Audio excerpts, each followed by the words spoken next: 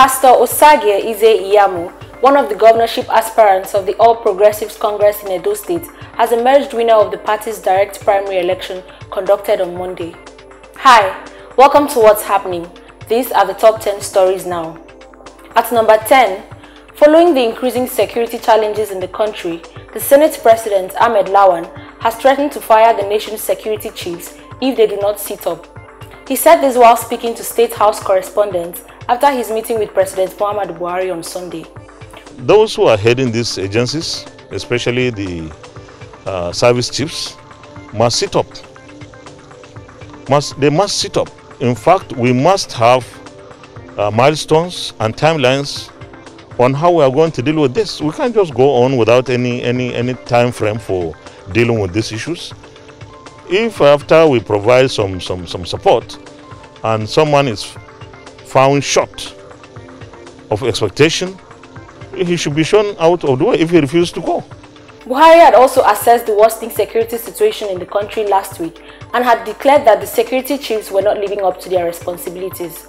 However, Lawan added that the government must be ready to give a timeline to the security chiefs. At number 9, the former United States National Security Advisor John Bolton says President Donald Trump once argued that the $1.5 billion aid given to Nigeria annually should be stopped, while funding for military operations in Afghanistan and Syria should also be cut. This was stated in Bolton's highly anticipated book titled In the Room Where It Happened. Bolton, who left Trump's administration in 2019, said President Muhammadu Buhari had confirmed that indeed Nigeria was receiving a lot of money from the US annually. But Trump complained that despite all the money Nigeria was receiving from the US, Nigeria was still refusing to buy American agricultural produce. At number 8, 55-year-old legendary wrestler Mark William Calaway, popularly known as The Undertaker, has resigned from the World Wrestling Entertainment. He made the announcement of his retirement in the last episode of his documentary series, The Last Ride. According to reports, the wrestling star claims he has accomplished more than enough in 30 years as a wrestler and that it is time for new stars to come up. The Undertaker made his wrestling debut in 1990 and has since won every championship and event possible. At number 7, the federal government says 10 billion naira will be shared among states for the construction and rehabilitation of water schemes as part of its efforts to end COVID-19 pandemic in the country.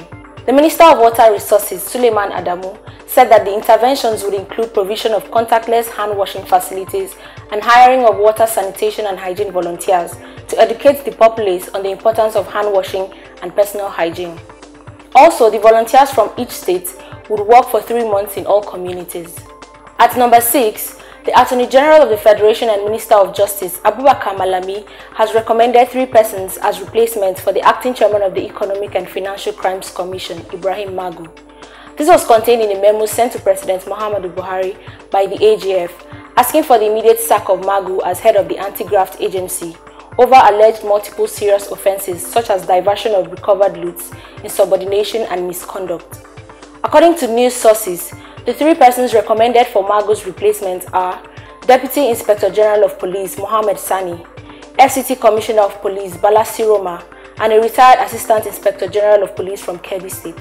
At number 5, barely 48 hours after the Senate President's warning to service chiefs over the spate of killings in the country, about 23 persons were reportedly killed in Zamfara, Jigawa, and Borno states, while 2 others were shot by armed robbers in Nsukka, Enugu State over the weekend. 15 of the victims were killed by bandits in Zamfara State on Saturday, and their houses were set ablaze. 3 were killed in Jigawa State in farmers/herders clash, and 5 were killed by suspected Boko Haram terrorists in Borno State. Investigations into the killings have begun. At number 4, residents of several parts of Benin, Edo State have been rendered homeless due to the heavy downpour of rain which lasted for hours on Saturday.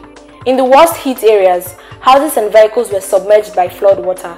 Some residents lamented that the situation was caused by blockage and diversion of rainwater channel, while some attributed the flood to the abandonment of the Benin Water Storm Project, which was started by Adams Oshumole's administration. At number 3, on Saturday, a Nigerian man identified as Femi stabbed his wife to death and thereafter committed suicide in their home in Victory Park Estate in Lagos State. According to statements from neighbors, they had gone with security agents to stop the loud music that had been playing from the couple's apartment, only to discover the dead bodies.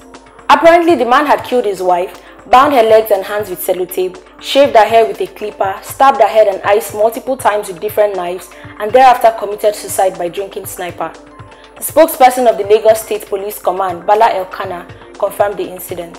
At number 2, President Muhammadu Buhari, during his meeting with the state governors of the All Progressives Congress at the Presidential Villa on Monday, assured them that the crisis rocking the ruling party would soon be resolved. This was disclosed by the chairman of the Progressive Governors Forum and Governor of Kebbi State, Atiku Bagudu. He said the meeting was held to discuss party issues and to support all steps to unify and bring about peaceful resolution in the party. Finally, at number 1, Pastor Osagie Ize Iyamu, one of the governorship aspirants of the All Progressives Congress in Edo State, has emerged winner of the party's direct primary election conducted on Monday. Governor Hope Uzodinma, the chairman of the Edo State APC Primary Election Committee, declared Ize Iyamu winner of the election after collating the results in 18 local government areas of the state. He pooled 27,838 votes, while his closest rival, Pius Odubu, polled 3,776. Osaro Obaze polled the lowest with 2,751 votes. Ize Iyamu will face other candidates in the September 19 governorship election in the state. Always remember to wear your mask, wash your hands, and stay safe. That's all for now. See you next time on What's Happening.